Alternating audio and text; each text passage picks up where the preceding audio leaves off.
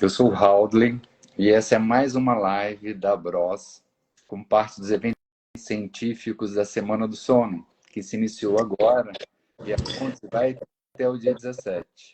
Boa noite, professor Jorge, tudo bom? Boa noite, Haldley. Boa noite a todos. Que prazer de estar aqui junto.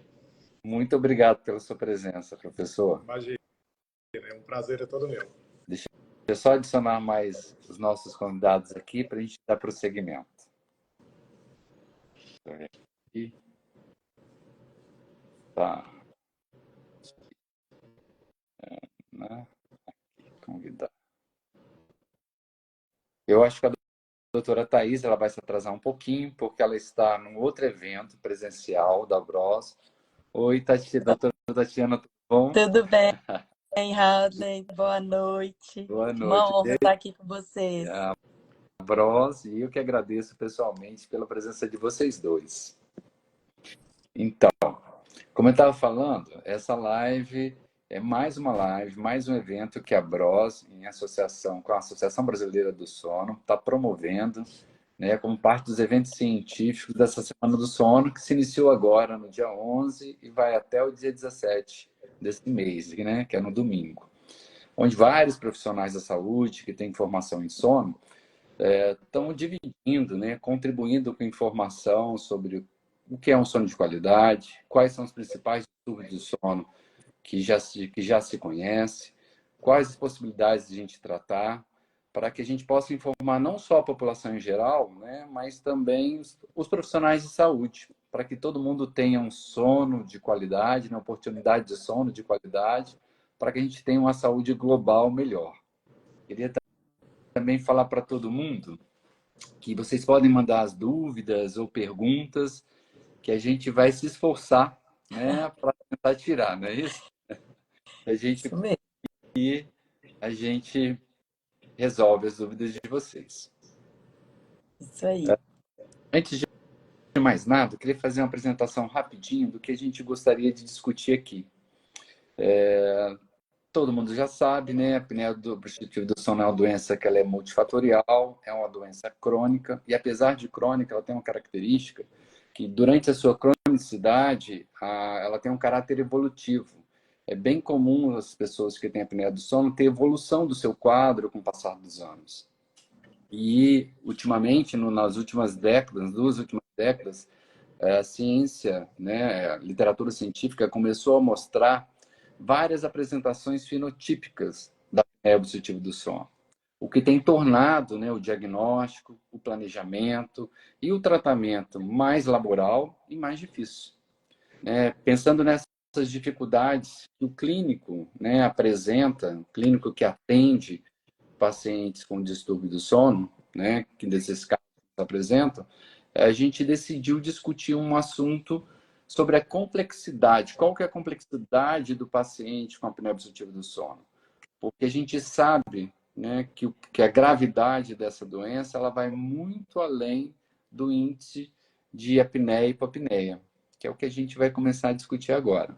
E a Bros escolheu a dedos, né, as pessoas para fazer essa discussão. E um dos convidados é o professor Jorge Pinheiro.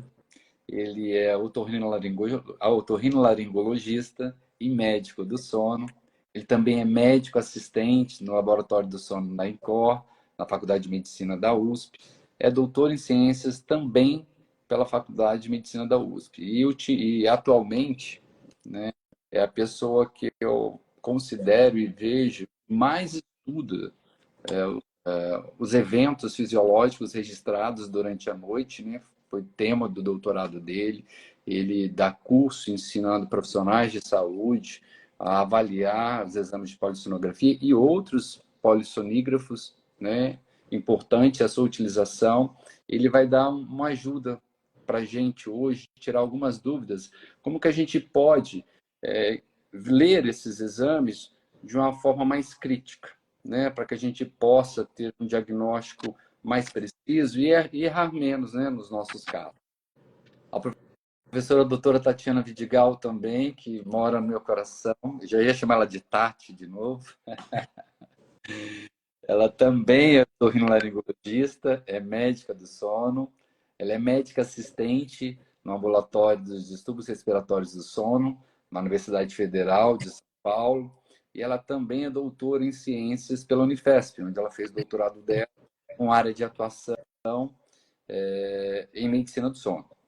A professora Thaís Cruzara, eu vou deixar para apresentá-la assim que ela puder participar, vai se atrasar um pouquinho, né? Como eu falei no início. Eu não sei se as pessoas me conhecem, eu sou Haldley, eu sou cirurgião dentista, eu sou especialista em mestre em ortodontia, eu fiz essa formação na Federal do Rio de Janeiro, meu doutorado também em ciências, com área de concentração em medicina do sono, fiz na Federal de São Paulo, tenho certificação em odontologia do sono pela ABS e pela Bros, e sou um dos diretores da Bros hoje. Bom, passado essa apresentação inicial, eu já queria perguntar para o Dr. George o que o profissional da saúde deve prestar atenção no exame de polissonografia, além do EH, para que ele possa entender a complexidade de cada caso. E por que a partir daí, né, essa complexidade? Porque a partir daí a gente pode criar estratégias melhores, né, para o prognóstico e para o tratamento do caso. O que a gente tem que ver, doutor Jorge? Bom, pessoal, mais uma vez boa noite. Fiquei muito feliz com o convite e dividir esse espaço com colegas tão especiais. Tati, já vou falando Tati, me sentindo íntimo mesmo. A Thaís, que brevemente vai entrar, e o Haldley, que realmente é uma pessoa que eu admiro muito.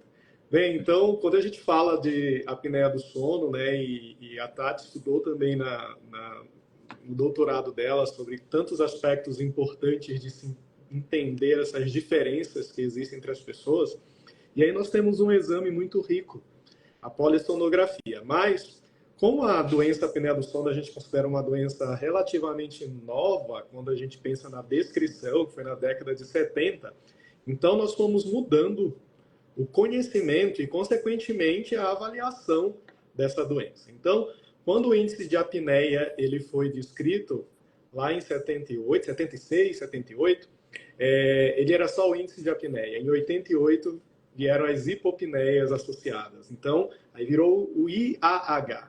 Só que o IAH, durante muito tempo, ele virou a régua em que media a gravidade dessa doença apneia do sono. Mas fomos estudando, muitos pesquisadores, né?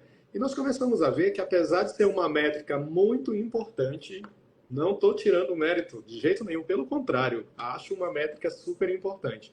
Mas talvez sozinho, para a gente descrever gravidade da doença e desfechos metabólicos e cardiovasculares, precisamos nos acercar de outras variáveis. E aí veio uma grande dificuldade, porque nós ficamos habituados a parar ali na conclusão do exame de polissonografia, né? Que é um exame que ele já começa de trás para frente, ele já vem com a conclusão. Então, dá uma certa preguiça de olhar as folhas a seguir, tantas tabelas, tantos gráficos, mas lá, na verdade, é o que tem de mais rico nesse exame e que, às vezes, a gente não está dando a devida atenção. Então, nós aí, como otorrinos, os cirurgiões dentistas, vão fazer um procedimento num paciente e pedem uma tomografia. E a gente lê o que o radiologista descreveu, mas nós vamos lá para o filme avaliar isso com detalhes. Só que na polissonografia a gente não faz isso, a gente tem um filme, que são os polissonogramas. É aqueles lá que estão na última folha, que a gente às vezes não chega até lá. Realmente lá vai mostrar uma série de fatores.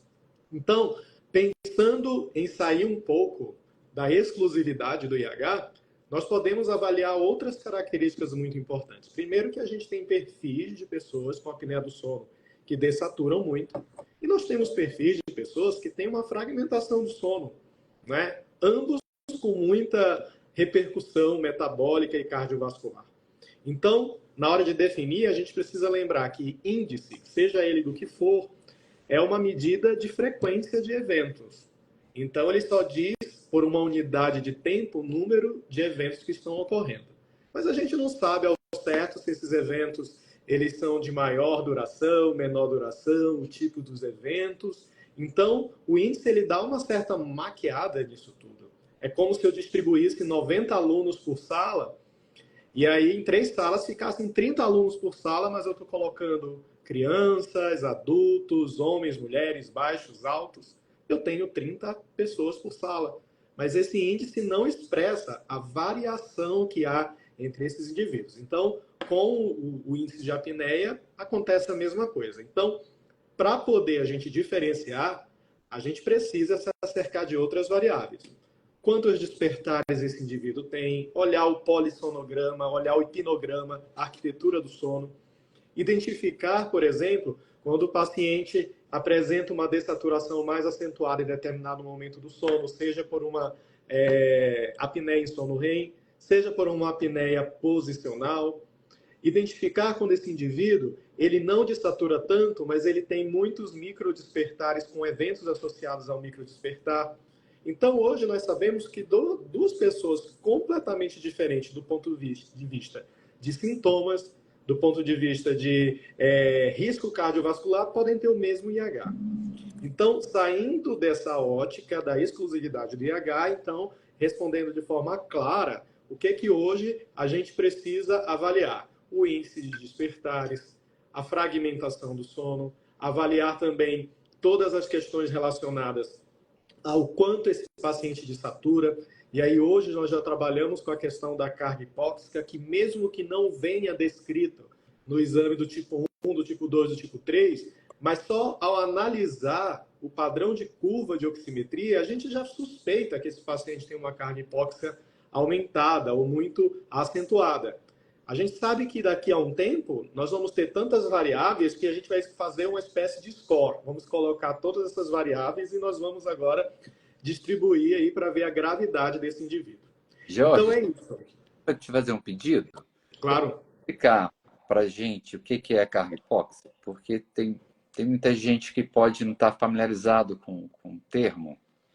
Perfeito. Eu acho que essa explicação é muito válida devido a ser uma situação relativamente nova, né? Então, imagina que se nós compararmos a dessaturação como um descer de escadas. Então, eu posso descer 3 degraus de escadas. Isso é uma dessaturação.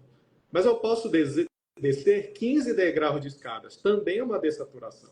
Né? Uma. Mas eu não posso dizer que houve o mesmo gasto energético nas duas. Só que a carga hipóxica em si é como se eu mergulhasse numa piscina ou num rio e eu posso mergulhar 1 metro e ficar ali 5 minutos, ou eu posso mergulhar 3 metros e ficar 15 minutos. Então, a carga hipóxica é o quanto esse indivíduo ele mergulha nessa dessaturação, permanece numa unidade de tempo e também numa profundidade ali. Então, é o tempo que ele se expõe. Matematicamente, é uma espécie de um cálculo de uma área sobre a curva, por uma unidade de tempo. Tanto que a variável, a medida, né, ela inclui diversas informações. Tempo, minuto, uma série de informações juntas. Então, hoje, nós sabemos que os indivíduos que têm uma carga hipóxica superior a 75% por hora, por minuto e por mais uma outra unidade, se eu não me engano, centímetros cúbicos, a gente sabe que esse indivíduo ele tem um risco cardiovascular aumentado. E às vezes a gente tem um paciente que ele tem um índice de apneia e hipopneia moderado, por exemplo, 16. Mas quando chega no sono REM, ele desatura muito. E ele tem uma carga hipóxica elevada. Então, esse é um motivo para a gente entender que sozinho o IH, talvez ele não responda a tudo que eu quero. Isso é muito bom, que já no exame de polissonografia, né, nos polissonígrafos também, a gente já consegue ver uma fenotipagem diferente, né? Como que você encontra num exame complementar como a polissonografia os diferentes tipos de paciente. Jorge, você vê alguma diferença assim nos pacientes que você trata, que você faz indicação do CPAP? Aqueles pacientes que têm mais dessaturação, ou os pacientes que têm mais despertar característico na polissonografia. Você vê alguma diferença na adaptação do CPAP, nesses dois tipos diferentes de paciente? Bom, o que a gente observa mais é com relação aos sintomas, né? Quando aquele paciente que tem muito sintoma, ele acaba respondendo melhor a uma adaptação do CPAP. Então, quando eu tenho um paciente que desatura muito, é um paciente que eu tenho uma conversa muito especial, porque aí ele precisa estar muito claro do objetivo desse tratamento, porque não é um tratamento que eu possa, em algum momento, abandonar, ou eu possa, em algum momento, não me dedicar ao máximo para que ele esteja bem adaptado. Porque esse paciente, ele dessatura muito, então ele tem um processo inflamatório crônico no corpo dele em função de todos esses eventos respiratórios durante o sono. Então, a gente observa que nesses pacientes também que dessaturam muito, e boa parte deles tem muitas queixas, né? Seja, por exemplo, fadiga crônica, porque estão há um longo período aí sem um diagnóstico, então eles costumam responder mais. Agora, nos pacientes que têm hipopneias com microdespertares, né, o predomínio, então esse é um paciente que é um pouco mais difícil da gente manejar, porque a gente sempre fica pensando, de onde está vindo tudo isso? Será que é unicamente respiratório? Será que tem um componente neurológico? Então, eu acho esse paciente mais desafiador na hora de escolher que terapia nós vamos levar até ele, vamos oferecer. Então, eu sempre fico pensando, né? É a hipopneia que está gerando o microdespertar que gera a hipopneia, quem que vem primeiro? E, na verdade, no exame de polissonografia, em si, a gente não consegue ter essa percepção. Essa percepção, ela vem do profissional que está lá fazendo as marcações, ele observa.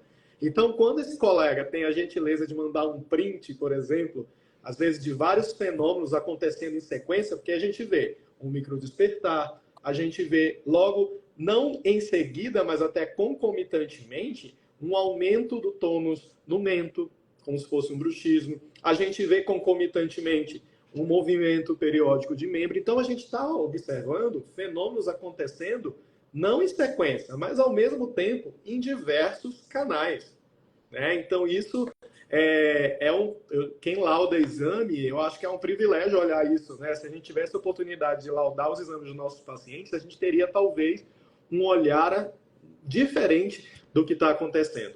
Então, de forma geral, o paciente que não desatura tanto e que tem eventos com hipopneia, talvez a gente vai precisar ter um olhar um pouco mais amplo na hora de decidir que terapia nós vamos escolher para ele. Sempre com ele decidindo junto. Muito obrigado, perfeito. Vou só fazer mais uma pergunta. Claro, fica à vontade. E num público, né? Porque a gente sabe que médicos do sono ainda são poucos no Brasil.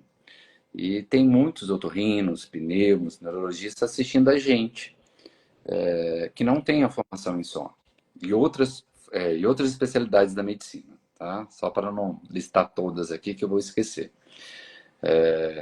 Se você fosse, assim, de uma forma mais rápida, objetiva, orientar esses profissionais para pedir o exame complementar de uma polissonografia, tipo 1, tipo 2, tipo 3 e tipo 4, para que eles pudessem fazer esse pedido de uma forma mais prática, como é que você faria essa orientação para esses seus colegas médicos?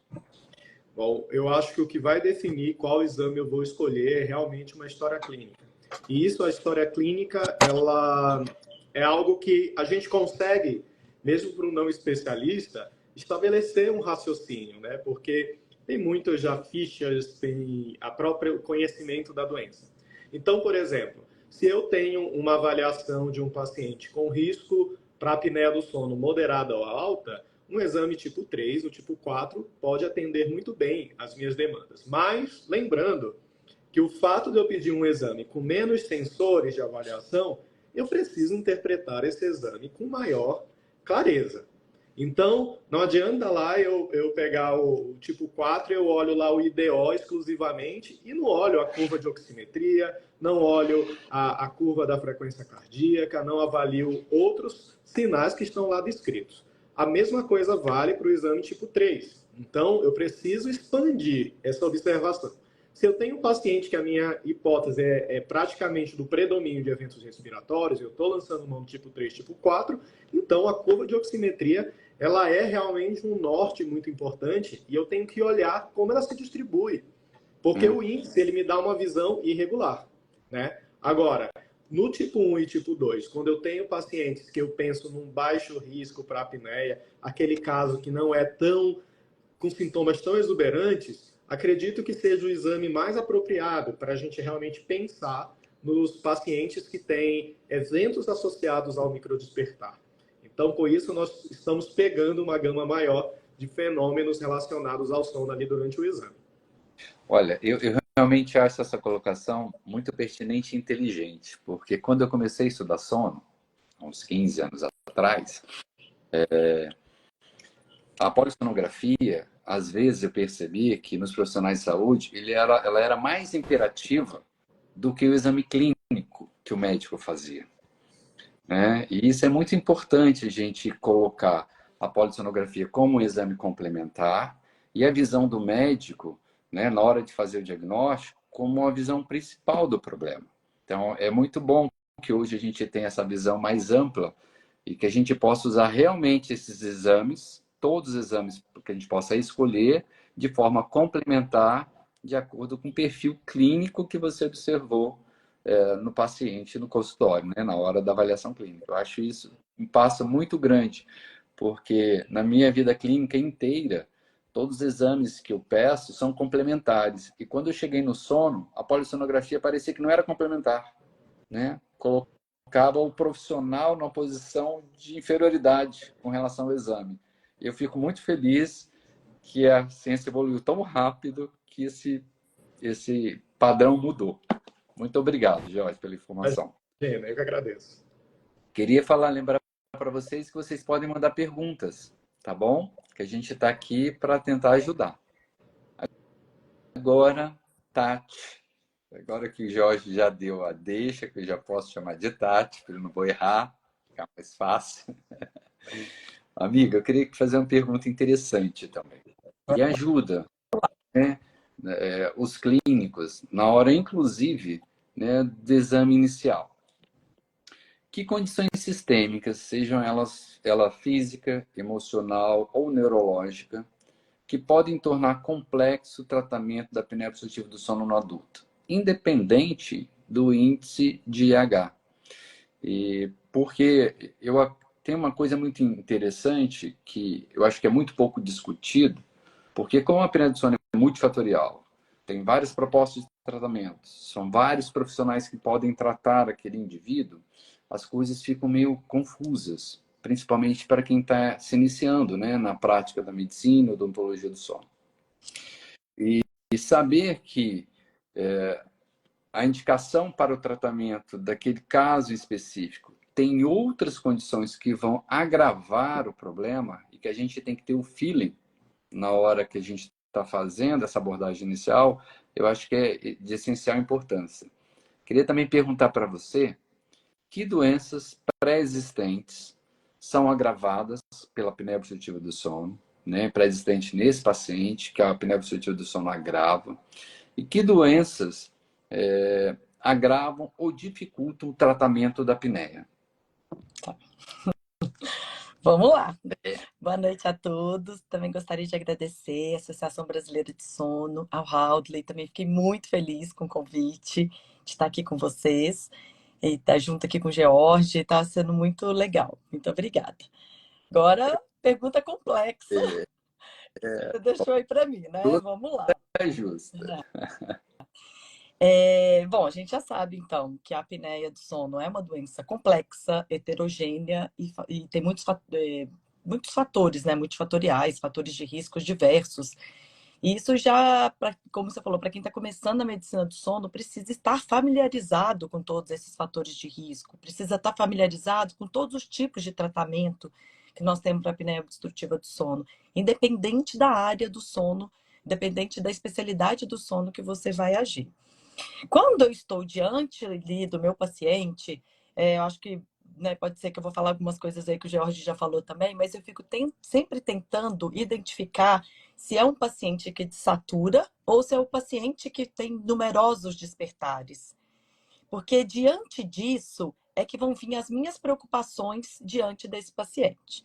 Né? Então, pensando aí primeiro nesse paciente que desatura. Então, já chegou, já conversei a história dele, já fiz o exame físico sistematizado, já estou com a minha polissonografia. E o que eu preciso olhar, então, para ver se eu vou ter um cuidado maior, para ver se eu estou diante de um quadro complexo ou não? Primeiro, é se ele tem essa dessaturação e se ele é uma dessaturação intermitente ou se é aquela dessaturação sustentada. Então, isso aí é algo que eu preciso ter atenção naquele momento. Porque se eu estiver diante de uma dessaturação sustentada, eu posso estar diante de uma hipóxia crônica. Então, esse paciente pode ter mais de uma doença além da apneia. Ele pode ter uma doença pulmonar, seja um DPOC, uma fibrose pulmonar, uma hipoventilação, obesidade. Então, eu preciso, nesse momento, identificar se aquela dessaturação é só da apneia ou se é só ou se tem outra doença pulmonar associada. O que acontece na prática é que, às vezes, a dessaturação sustentada sobrepõe a dessaturação intermitente. E aí a gente não vê aqueles picos de hipoxemia que a gente está acostumado quando a gente vê um paciente só com apneia do sono. Então, isso aí já me liga um alerta se eu preciso tentar identificar, né, chamar um pneumo junto comigo para a gente tentar identificar quais são essas alterações aí em relação à dessaturação. Porque depois não adianta eu querer fazer uma cirurgia, né? É muito comum, por exemplo, a gente fazer cirurgia nos pacientes que desaturam muito. E aí, à noite, me liga a enfermeira, né? Ó, doutora, o paciente que se operou hoje de manhã está desaturando. Eu falei, não tenho dúvida. Não tenho dúvida que esse paciente está desaturando. Ele desatura todo dia na casa dele. Né? Então, e agora ele está sendo monitorizado, está fazendo uma oximetria, tem uma enfermeira olhando para ele que está vendo essa dessaturação. Então, assim, é importante a gente ter esse olhar criterioso, seja para esses cuidados que eu vou ter que ter numa cirurgia, se eu vou precisar de uma vaga de UTI, né? Todo esse cuidado maior pós-operatório. E falando ainda nesses pacientes com doença que desatura, eu preciso ver se ele não tem uma doença cardiológica associada.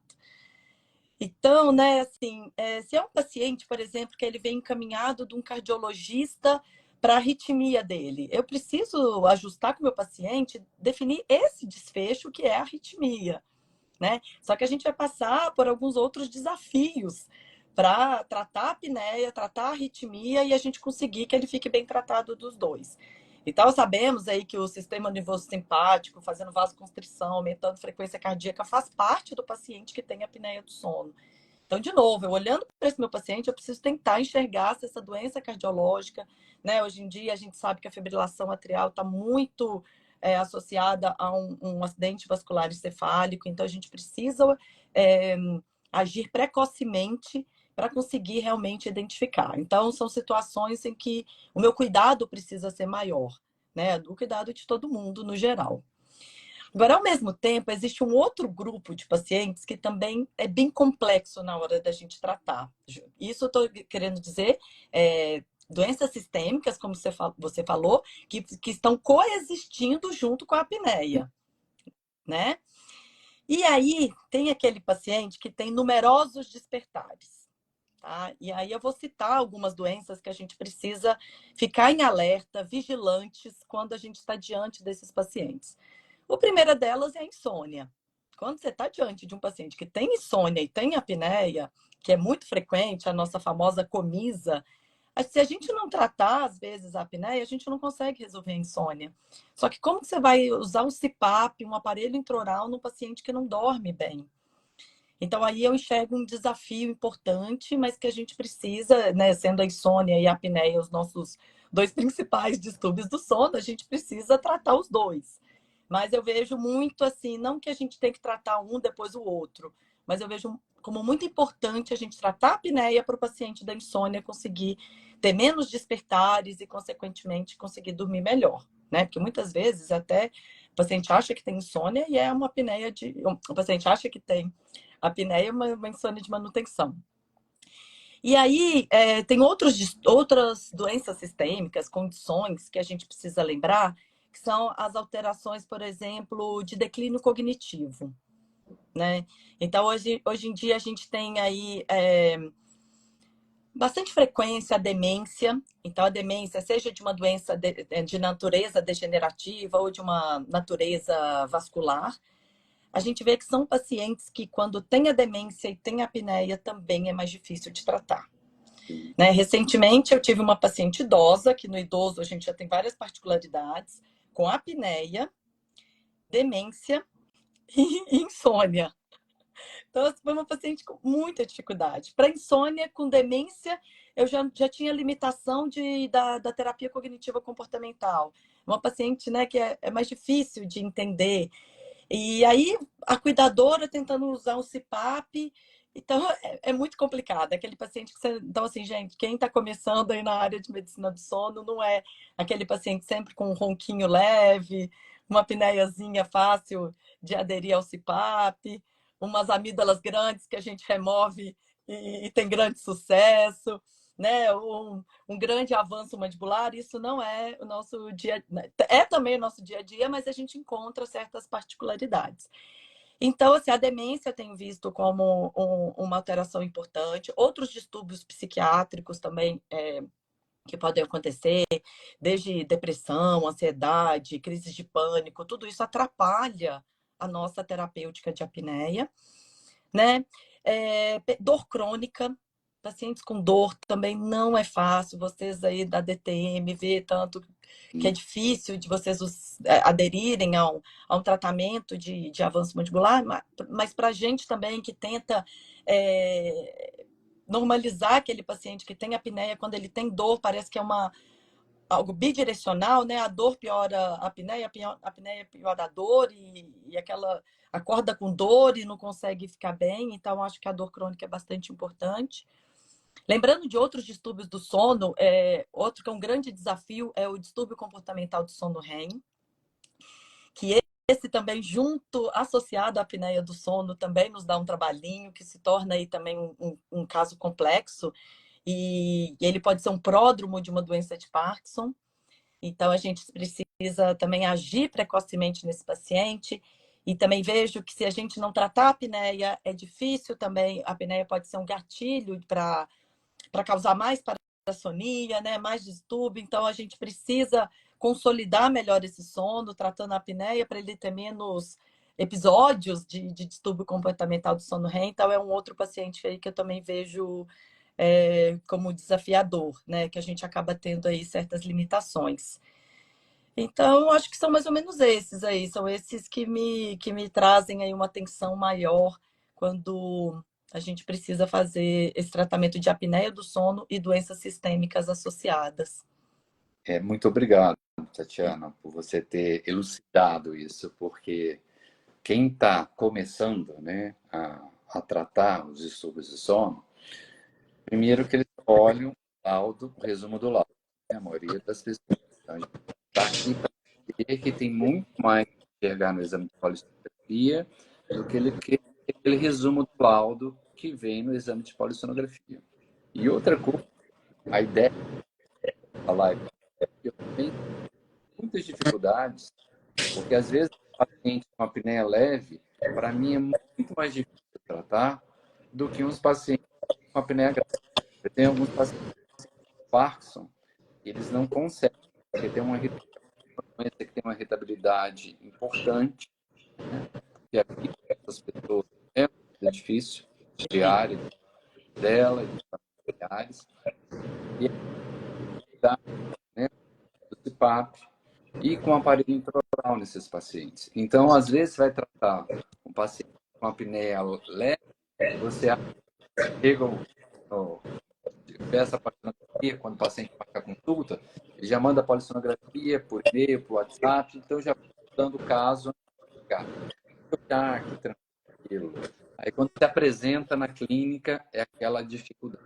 Então, antes, para que não só, né, os médicos que estão iniciando nesse processo tenham consciência disso, e para os dentistas, né, que vão atuar ou utilizar o aparelho intraoral de avanço mandibular, tratar a apneia de forma clínica, tenham isso como consciência. Independente do EH, tem uma série de outras complicações que a gente tem que se resolver. E pensando assim na odontologia do sono, tem umas coisas que se complicam também. Como eu falei no início, não existe no Brasil ainda formado, né? Às vezes eu recebo pacientes para instalar intraoral de avanço vascular, inclusive os graus mais das doenças registrados na fotografia, né? E essa é uma das bases de alguns médicos para fazer a indicação. E uma das coisas que dificultam o tratamento, independente da gravidade ou independente de doenças associadas que possam complicar o quadro, é se o paciente tem poucos dentes para sustentar o aparelho intraoral. Se esses dentes que o paciente tem para sustentar o aparelho intraoral tem um sistema de sustentação do dente, osso e gengiva saudável. A gente sabe que a maioria dos pacientes que têm apneia do sono estão acima de 50, de 40, 50 anos de idade. E essas pessoas já são de uma geração que teve um déficit de atenção, um déficit de cuidado, né, com relação à saúde bucal. Um tempo atrás, a educação ela não era tão ampla e tão intensa, né, para que as pessoas se prevenissem disso. A boca também, a gente tem vários artefatos, né, que a odontologia faz para repor esses dentes, como próteses, né? As próteses elas dificultam a adaptação do aparelho intraoral, porque o aparelho intraoral é um aparelho que leva força sobre esses dentes, né? Não leva só força sobre os dentes, leva força também sobre todo o sistema estomatognático, sobre a musculatura mastigatória, sobre a articulação temporomandibular, e muitas vezes essas condições de DTM muscular ou articular, ela dificulta o caso, deixa o caso complexo. O paciente pode ter, a doutora Thaís, se ela conseguir entrar, ela vai falar sobre o assunto. Mas eu só vou dar uma adiantada que eu acredito que ela não vai conseguir chegar a tempo. Como ela está no evento presencial, pode ter se atrasado e, de repente, ela não consegue chegar a tempo. Então, tem muitas condições na articulação temporomandibular que ela é subclínica, que se o profissional não fez uma investigação pré-clínica e de imagem prévia da articulação temporomandibular, ele instala o aparelho intraoral e um problema articular ou muscular pode acontecer. Isso não contraindica o uso do aparelho intraoral, só deixa o caso um pouco mais complexo. E mais ainda, quando o paciente já tem disfunção articular e ou muscular, que o profissional, ou sozinho, ou junto com um amigo especialista, ele tem que administrar, né, os problemas relacionados à articulação e musculatura para depois conseguir, ou concomitante, usar o aparelho de avanço mandibular. Então, tem muitas coisas que tornam complexo o tratamento da apneia e do ronco, né, do que apenas os índices de H e as características da doença em específico, clínicas, né? A gente tem, por isso que a gente precisa de uma equipe multiprofissional para poder cuidar desses casos. Deixa eu ver aqui um pouquinho, que tem umas perguntas aqui.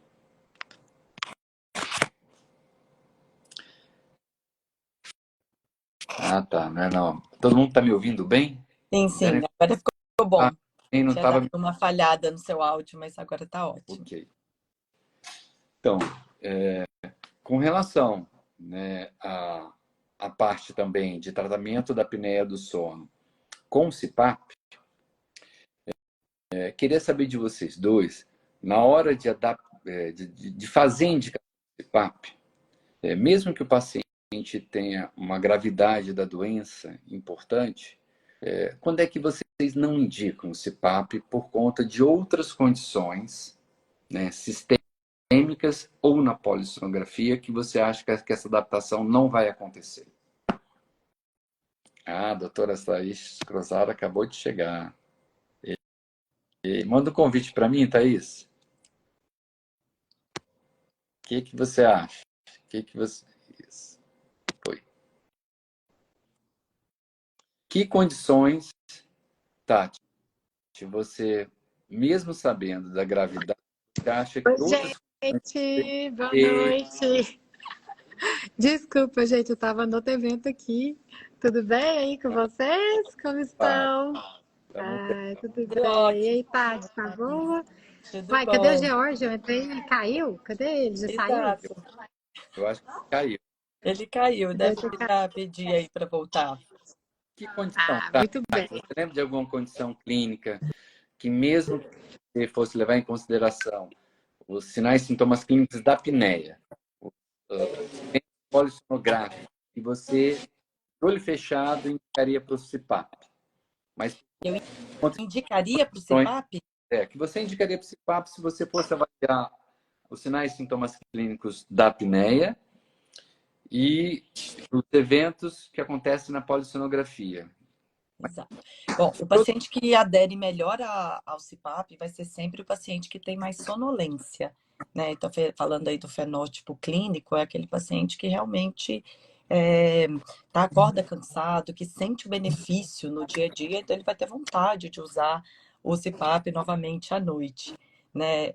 E eu costumo falar também que vai aderir ao CPAP ou qualquer outra das nossas terapias quando o paciente ele consegue enxergar que ele está tendo prejuízo na qualidade de vida dele.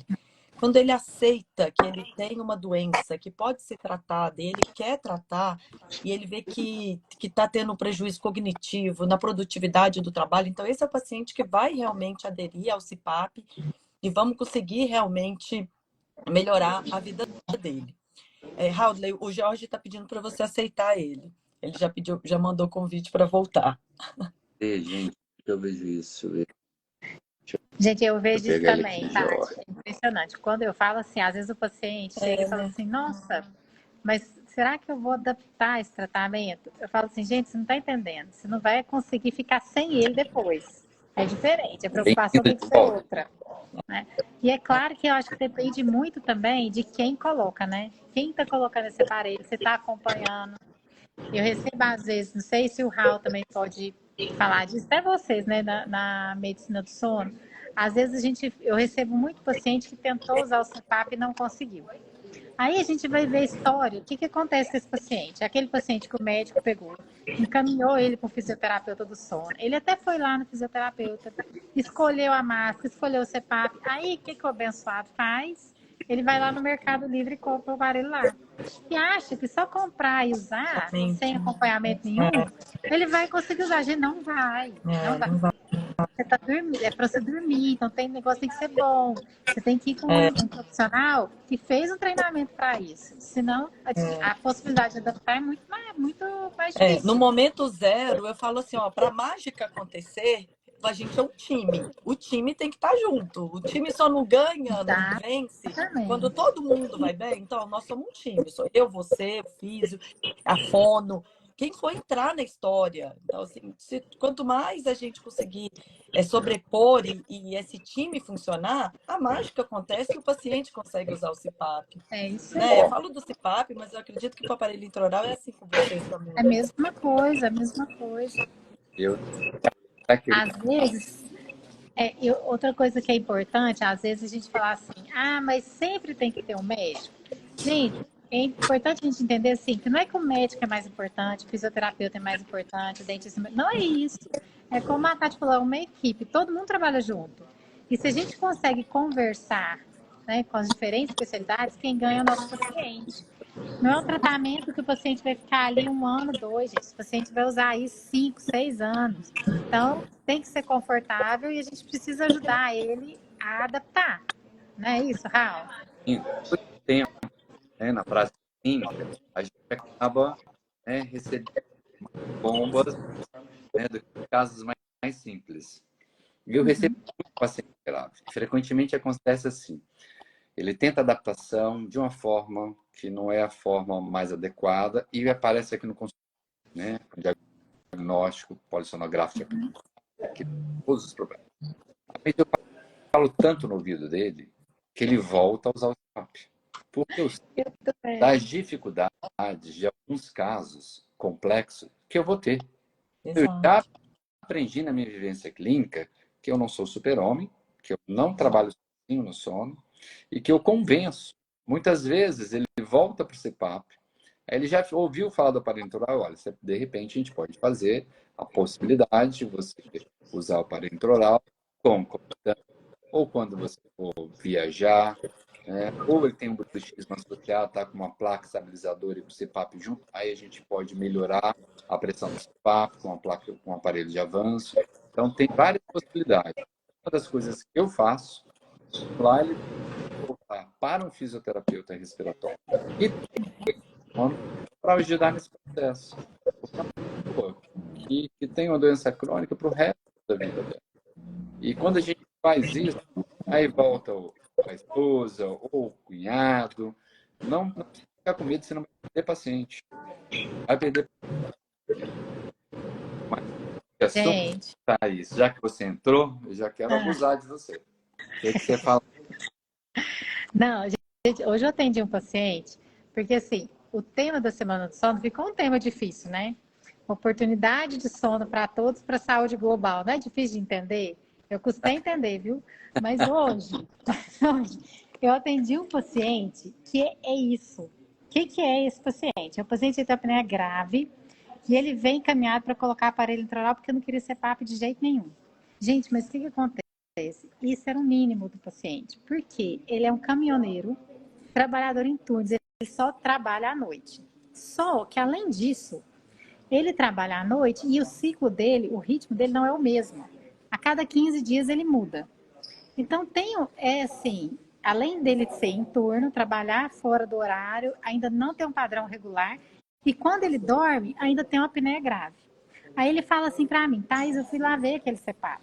Eu viajo demais. Eu não consigo, eu durmo no caminhão. Eu não consigo ligar aquele negócio no caminhão. Para me ligar no caminhão, eu tenho que fazer uma mudança no negócio. Aí ele falou o nome para ter uma tomada para usar. Então isso é muito difícil. Eu queria tentar o aparelho intraoral.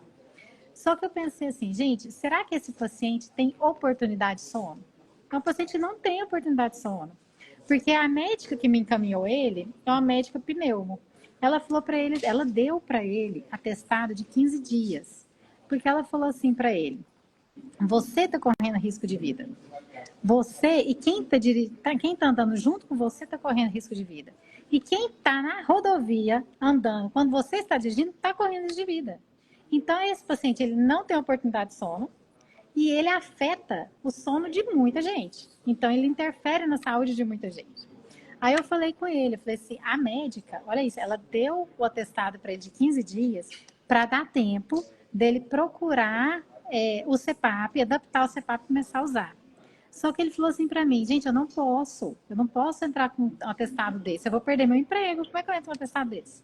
Será que ele tem oportunidade, gente, de sono? E será que o sono dele interfere ou não na saúde global? Então é isso, oportunidade de sono para todos, para interferir de uma forma abrangente para todo mundo. Eu tive não é um isso? Não é o caso, sono? só que um piloto de helicóptero particular. Jesus Cristo. E E motorista de van infantil. Essa Deus. também, com sonolência, também não. em desespero. Em desespero. Mas tá aí. É muito. Fala pra Que errado.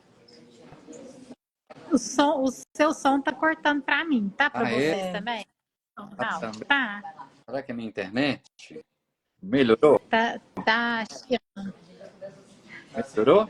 Ó, fala de... Melhor, parece que sim. Tá. Diga, o que você ia perguntar? Quais são as condições patológicas ou não da ATM, dos músculos da mastigação, que pode tornar um caso que aparentemente é simples, num caso... Tá. Então, eu gosto de falar assim, que a gente vai, por mais que eu faça o aparelho o mais inerte possível, o que é isso? Avançar o mínimo possível, alterar o mínimo a dimensão vertical, fazer um aparelho que não comprime os dentes, que fique confortável, ele é apoiado sobre os dentes. E eu vou trabalhar a musculatura e a articulação dele. Então, falar assim, meu paciente vai usar esse aparelho 5 anos, 6 anos e não vai ter nenhum efeito colateral, eu não posso falar isso. Porque esses dentes vão movimentar com independente do meu aparelho. Então, eu vou trabalhar essa musculatura e essa articulação. E um exemplo que eu gosto de dar muito, que eu acho que fica claro, é assim. Eu estou sedentária, eu vou começar a fazer uma atividade física. Aí eu vou começar a correr. A Tati corre, não corre? Tati, você tem cara de beach tênis. Parei. Então, beach tênis. Eu vou começar a fazer uma atividade física. A hora que eu começo, eu tenho uma dor no joelho. Aí eu vou lá no ortopedista. ele vai e me pede um exame de imagem. E tem uma lesão lá, uma lesão grande. Será que essa lesão foi a corrida que eu estou correndo ali tem 20 dias? Ou será que ele já tinha uma condição prévia e a sobrecarga trouxe a dor? É disso. Então, o que a gente fala é o seguinte, por mais que eu faça uma avaliação clínica prévia, musculatura, articulação, não tem dor, tem uma boa biomecânica, tá tudo bem, a gente sempre sugere pedir uma tomografia da articulação, porque essa articulação ela é silenciosa. A gente sobrevive sem andar. Então, começa a doer o joelho, a gente começa a mancar. Mas a gente não sobrevive sem alimentar. Então, eu posso ter uma articulação com um comprometimento importante e não ter nada de sintoma. Eu tenho que chamar a atenção para o meu paciente que abrir e fechar a boca, que tem um estalo, tem um ruído, isso não é normal. É comum, mas não é normal. Eu preciso tratar isso. A nossa articulação ela tem uma capacidade de adaptação muito grande, mas quando ela está saudável. Quando ela está com uma condição patológica, a sobrecarga pode acelerar essa degradação, pode tirar ele de uma condição silenciosa e passar a ter dor. Tá? Agora, eu faço uma avaliação clínica do meu paciente. Se ele tem uma boa biomecânica, se não tem dor, se está tudo bem, dificilmente é um caso que vai me contraindicar o uso. Se ele tem dor, eu sou especialista em DTM, eu vou tratar. Mas se você não é especialista em DTM, encaminhe para o especialista. Não quer dizer que ele não vai poder usar o aparelho. Quer dizer que provavelmente ele vai precisar fazer alguma abordagem simultânea. A mesma coisa eu falei. Se eu tenho um problema no joelho, eu nunca mais vou poder correr. Não é assim. Eu vou começar mais devagar, eu vou fazer uma fisioterapia antes, eu vou fazer um fortalecimento antes. É isso com o nosso aparelho também. É fundamental a gente avaliar, a gente ter um início, sabe? Saber como é que é meu paciente hoje. E aí eu acompanho.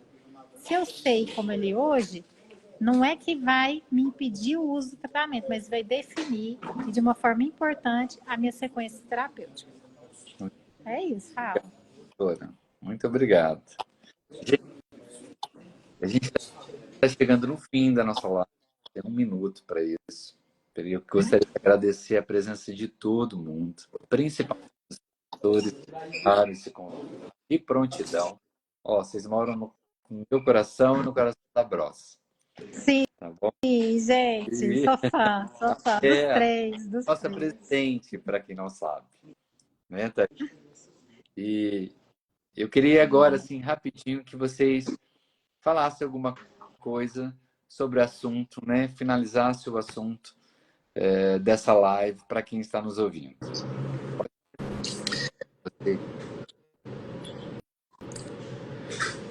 Bom, pessoal, eu caí no meio da live na hora de uma pergunta difícil, a estratégia deu certo, né? Mas, na verdade, eu ia falar naquele momento de cair sobre os pacientes que têm síndrome do pânico e precisam usar CPAP. E isso é uma situação delicada, não é uma contraindicação, mas é uma situação delicada.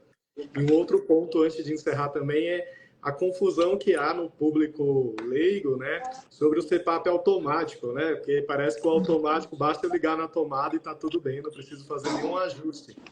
Então, hoje as pessoas vão no YouTube e aí depois chega no consultório, eu não estou mais conseguindo usar, mexeram todos os parâmetros e fica tudo bem confuso, né? Então, muito cuidado com esses conceitos.